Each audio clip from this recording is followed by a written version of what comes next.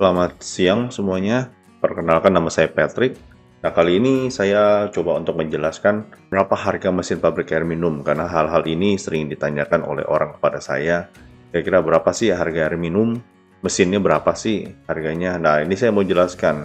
Di sini mesin ini ada sedikit sesuatu yang banyak dipertimbangkan, karena itu semua nanti mesin-mesin yang ada itu nanti akan sangat mempengaruhi harganya dia. Oke, di sini kita lihat selanjutnya. Investasi awal yang tepat menentukan kualitas produk dan profitabilitas bisnis Anda. Jadi investasi awal itu harus ditentukan benar-benar nih, kita mau masuk di yang mana, kita mau masuk ya apakah yang lebih besar, apakah lebih kecil, atau sesuai pangsa pasar. Nah, itu semua disesuaikan. Di sini kita ada 6 faktor penentu harga. Harga mesin pabrik air minum tidak seragam. 6 variabel utama berikut saling mempengaruhi dan menentukan total investasi Anda. Apa aja itu? Yang pertama adalah kapasitas filtrasi, yang kedua adalah jenis filtrasi, yang ketiga adalah material mesin dan pipa, yang keempat adalah jenis mesin filling, yang kelima adalah kapasitas filling, yang keenam adalah sistem otomasi. Nah, dari sini semuanya dari keenam faktor ini kita bisa menentukan kira-kira kita bisa melihat kira-kira harga berapa. Ya, kita sama-sama tahu artinya semakin otomatis, semakin semakin besar kapasitasnya, material semakin bagus ya otomatis harganya akan menjadi lebih mahal. Nah, kita coba bahas faktor pertama, kapasitas mesin filtrasi. Kapasitas filtrasi diukur dalam liter per jam. Adalah penentu utama harga. Dan kita mau tentukan berapa liter per jam yang kita butuhkan. Semakin besar yang kita butuhkan ya otomatis semakin tinggi investasi mesinnya. Contoh, di pabrik MDK itu adalah mulai paling kecil dari 10 meter kubik per jam atau 10.000 liter per jam. Nah, ini kan pasti 10.000 liter per jam dengan 100.000 liter per jam atau lebih besar, ya tentunya harga berbeda ya. Nah, kita harus tentukan itu. Nah, banyak yang bertanya ke saya, berapa harganya Pak? Berapa harganya bikin mesin AMDK? Berapa investasi yang dibutuhkan? Nah, saya nggak bisa menjawab karena kan memang saya butuh data dulu kira-kira customer mau bikinnya seperti apa. Nah, berapa besar? Nah, di sini kita akan perjelas. Supaya customer mungkin dia ada gambaran sebelum dia tanyakan soal harga. Pastikan kapasitas yang dipilih sesuai dengan target produksi kalian. Jangan berlebihan tapi juga jangan kekecilan. Tentunya kalau kecilan ya nanti kita akan susah mensuplai pasar. Terlalu kebesaran juga nanti biaya investasi kita akan terlalu tinggi. Yang faktor kedua adalah jenis mesin filtrasi. Kualitas air baku Anda menentukan teknologi filtrasi yang dibutuhkan. Coba kalian uji lab dulu untuk menentukan kira-kira filtrasi apa yang kita butuhkan. Ini ada beberapa contohnya. Di sini adalah filtrasi mineral, yang kedua adalah reverse osmosis, water softener, iron removal filter. Nah, apa itu filtrasi mineral? Filtrasi mineral adalah untuk air baku berkualitas baik. Proses filtrasi lebih sederhana dan biaya lebih rendah. Kalau kita punya air kualitasnya cukup baik, nah TDS-nya bagus, pH-nya bagus, kapurnya nggak terlalu tinggi, dan yang lain-lain parameternya yang di lab itu tidak terlalu tinggi, ya otomatis ya kita cuma memakai filter-filter yang biasa aja. Kita nggak perlu pakai filter-filter yang terlalu berlebihan gitu. Selanjutnya adalah reverse osmosis atau filter reverse osmosis atau filter RO yang sering disebut oleh orang filter RO. Kapan kita harus memakai filter RO? Filter RO itu dipakai pada saat memang air baku kita kurang bagus. Jadi kalau misalnya airnya jelek, TDS-nya terlalu tinggi atau apa, maka kita perlu memakai filter RO untuk menurunkan TDS, untuk menurunkan kapur. Untuk kasus-kasus tertentu yang dimana air-airnya mengandung kadar garam tinggi, ya mereka harus pakai RO untuk menurunkan itu. Menghasilkan RO lebih murni dengan menghilangkan kontaminan mikro. Salah satu sistem yang dapat digunakan untuk menghilangkan TDS atau mineral-mineral yang terlalu membandel yang nggak bisa dihilangkan pakai filter-filter biasa, nah itu harus menggunakan RO untuk dihilangkannya. Nah, jadi kita harus melihat kira-kira air kita seperti apa. Kalau air kita memang kurang bagus, kurang layak, ya kita harus pakai RO. Selanjutnya adalah water softener. Di sini water softener ya kita sama-sama tahu, mungkin gampang dicari juga. Di sini adalah untuk menghilangkan kadar kapur yang berlebih yang umum yang ditemukan di air tanah Indonesia. Untuk beberapa area memang kadar kapurnya tinggi. Nah, kita harus menentukan apakah kita butuh water softener apa enggak di sistem kita. Selanjutnya adalah iron removal filter. Di sini adalah kalau misalnya memang air kita mengandung besi berlebihan, ya kita harus pakai filter ini. Kalau nggak pakai filter ini, ya air kita kuning, air kita mengandung besi, bau besi, kuning, memiliki mangan, meminyak segala macam. Tentunya kalau misalnya memang air kita ada masalah di sini, ya kita harus pakai filter ini. Bagaimana kita bisa menentukan kira-kira filter apa yang dipakai? Ya kita harus lakukan tes lab dulu. Faktor ketiga, material mesin WTP dan pipanisasi. Ini juga sangat menentukan harga ya. Ini ada beberapa macam, saya kasih contoh. Pilihan material mempengaruhi daya tahan, keamanan pangan, harga. Investasi di material berkualitas mengurangi biaya perawatan jangka panjang. Di sini kita akan bagi beberapa. Ada namanya tabung FRP, tabung stainless steel. Ya, kita harus menentukan kira-kira kita mau material seperti apa. Kalau misalnya memang kita memiliki yang mau lebih murah, ya kita pakai FRP. Kalau misalnya kita mau lebih bagus, yang standar lebih tinggi, ya kita pakai tabung stainless steel. Stainless steel itu pun ada perlakuan khusus ya. Bukan cuma stainless steel biasa yang kita pakai. Di sini pipa juga mempengaruhi harga. Pipanya kita mau pakai apa? PVC, HDPE, PPR, atau stainless steel sanitary.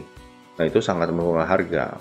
Tentunya dari kiri ke kanan itu di kiri yang paling murah, yang kanan yang paling mahal. Kalau kita bicara sanitary, kalau kita bicara food and beverage ya kita harus pakai sanitary ya, stainless steel.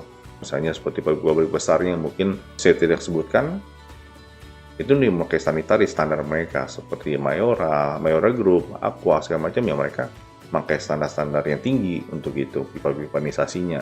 Tapi apakah Amerika bisa pakai? Ya bisa aja, tergantung pilihan kita. Selama memang masuk ke dalam standar SNN BPOM ya kenapa enggak? Seperti itu. Nah, jadi kita harus menentukan juga untuk hal ini. Faktor keempat yang mempengaruhi harga mesin itu adalah jenis mesin filling. Kita mau mesin fillingnya seperti apa? Filling galon, filling gelas, filling botol, nah atau kita mau semuanya? Ya kita harus tentukan itu. Kita mau semuanya atau kita mau cuma filling galon sama gelas? Kita tentukan. Kalau kita nggak tentukan, ya kita nggak bisa tahu harganya berapa. Nah, sedangkan mesin galon sendiri pun ada kapasitasnya ya. Ada seperti kapasitas 200 sampai 1000 galon. Mesin gelas tuh ada 100 sampai 600 use per jam. Sedangkan botol sendiri ada 2000 sampai 24.000 botol per jam. Di sini aja kita lihat beberapa faktor-faktor yang mempengaruhi harga. Semakin besar ya pasti semakin mahal.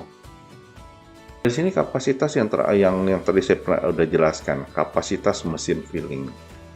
Ya jelas, di sini kita udah jelas kalau kapasitas mesin filling ya pasti akan mempengaruhi harganya. Seperti itu. Kalau kapasitas besar ya besar, kalau kapasitas kecil ya pasti lebih murah gitu. Tapi biasanya kalau semakin tinggi kapasitas yang ingin dihasilkan, biasanya itu ada related dengan yang faktor yang selanjutnya, faktor ke-6. Karena kalau kita mau produksinya cukup besar, cepat, biasanya udah harus sistem pakai otomatis. Mesin seperti sleeve label otomatis, cartooning otomatis, ngeblowing lagi, udah nggak bisa infit sendiri. Nah, itu sangat mempengaruhi. Jadi, kalau kita mau yang kapasitas kecil, ya mungkin kita masih bisa simple dimasukkan pakai orang. Ya kan, labelnya masuk pakai orang. Tapi kalau misalnya semakin tinggi kapasitasnya, sudah nggak bisa lagi. Nah, jadi kapasitas filling ini perlu ditentukan. Seperti itu. Selanjutnya, faktor ke-6 adalah yang mempengaruhi harga itu adalah sistem otomasi yang diinginkan. Nah, kita mau seperti apa? Kita mau semi otomatis. Kalau kami sendiri, jujurnya kami cuma ada di semi otomatis, yang nggak ada yang manual. Seperti itu. Di sini kita memilih, kita mau semi otomatis, kita mau full otomatis, integrated system, atau apa? Kalau semi otomatis itu biasanya investasi awalnya lebih rendah, pasti membutuhkan lebih banyak tenaga kerja, udah jelas. Otomatis itu adalah efisiensi tinggi, biasanya untuk beberapa kapasitas yang lebih besar, menengah lah. Konsistensi produk lebih terjaga ya, karena kan mesin yang melakukan itu. Jadi kalau orang yang melakukan kan kadang-kadang mereka cepat capek atau apa segala macam. Kadang-kadang mungkin berapa jam pertama dia bisa produksi banyak, berapa jam selanjutnya ya produksinya lebih dikit. Otomatis kan kalau pakai tenaga manusia itu tidak terlalu konsisten kapasitasnya ya. Nah, selanjutnya adalah biaya operasional yang lebih rendah. Ya tentunya pada saat sekarang ini kan semakin banyak orang memakai sistem mesin, permesinan otomatis segala macam ya untuk menekan biaya operasional. Yang ketiga adalah integrated system. Di sini kita bisa lihat ada 3 pembagian dari sistem otomasi, ya kan? Ada semi automatic, ada full automatic, yang selanjutnya adalah integrated system. Integrated system itu maksudnya apa? Jadi dari awal hingga akhir, dari mulai botol itu dibuat sampai dimasukin ke dalam dus itu pakai sistem semua, pakai mesin semua. Dan sebenarnya di situ kita bisa pilih-pilih, misalnya botol, saya mau beli dari tempat lain dulu, ya udah kita hilangkan mesin blowing. Oh label, saya mau masukin pakai manusia dulu. Packing kita mau pakai manusia. Nah itu sangat mempengaruhi harga semuanya. Nah makanya saudara-saudara mungkin sebelum menanyakan harga, lebih baik memang ditentukan dulu kira-kira sistem apa yang diinginkan.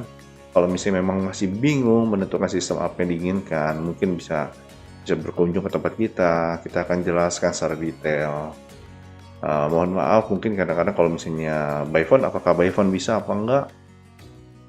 Ya sebenarnya sih by phone bisa, cuma memang by phone kan memang keterbatasan juga. Kan nggak mungkin kita berbicara lama sampai beberapa jam di telepon ya, karena banyak hal yang harus dijelaskan di dalam pabrik air minum ini. Maka saya lebih sarankan memang kalau saudara itu bisa datang, meluangkan waktu datang untuk belajar, kita sama-sama bertukar pikiran, kita sama-sama sharing, supaya saudara juga mungkin udah bisa mendapatkan satu insight lah tentang bagaimana pabrik air minum ini, sistem apa yang mau dipakai, mesin apa yang mau dibeli. Nah itu kan semua nanti setelah kita sharing, mungkin saudara juga mungkin sudah punya ada gambaran seperti apa nih mesin yang diinginkan, supaya tidak salah. Di sini panduan investasi, estimasi komponen biaya. Setiap komponen memiliki rentang harga yang berbeda. Berikut gambaran umum yang perlu Anda persiapkan dalam perencanaan anggaran. Pertama adalah sistem filtrasi pasti, mesin filling pasti, pipanisasi, dan instalasi. Di sini kan sangat mempengaruhi harga semua ya. Mungkin saya tidak jelaskan secara detail.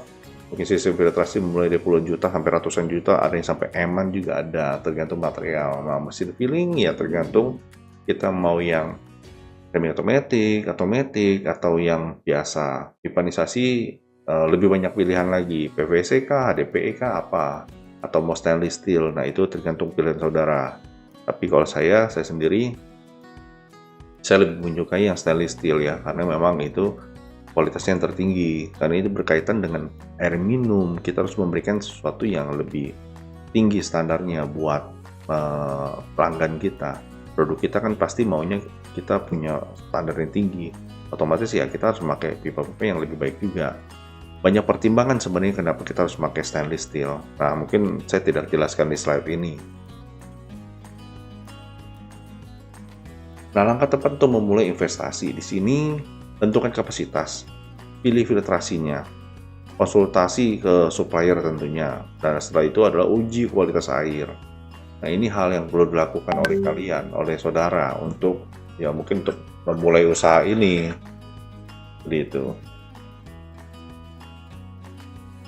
Sekian penjelasan dari saya rasa cukup. Kalau misalnya memang ada beberapa hal-hal yang mungkin ingin ditanyakan lebih lanjut, silakan bisa kontak saya, nomor WhatsApp saya. Tapi harapan saya saudara bisa meluangkan sedikit waktu untuk datang ke tempat kita, berkunjung, melihat, bertanya, tatap muka. Saya rasa akan lebih oke dibanding kita cuma WA seperti itu. Sekian penjelasan dari saya. Terima kasih.